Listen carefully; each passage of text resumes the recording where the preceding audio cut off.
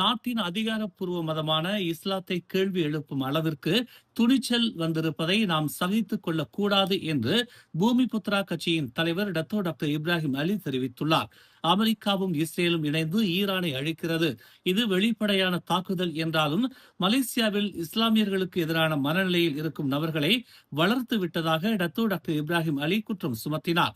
இஸ்லாத்தை பாதுகாக்கும் ஒரு தலைமைத்துவம் இல்லாததால் இஸ்லாம் குறித்து தவறான தகவல்களை பரப்புவதுடன் இஸ்லாத்தின் புனிதத்தை சிதைக்கிறார்கள் என்று பூமிபுத்ரா கட்சியின் தலைவர் டாக்டர் இப்ராஹிம் அலி தெரிவித்துள்ளார்.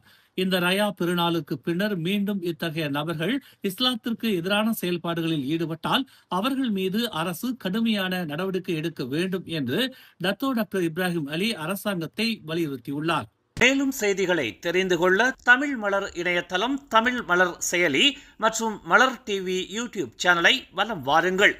எங்களோடு இணைந்திருக்க மலர் டிவியை பதிவு செய்து கொள்ளுங்கள். உறவுகள் மகிழ்ந்திட விருப்பம் மற்றும் பகிர்வு சேவையை சொடுக்கிடுங்கள்.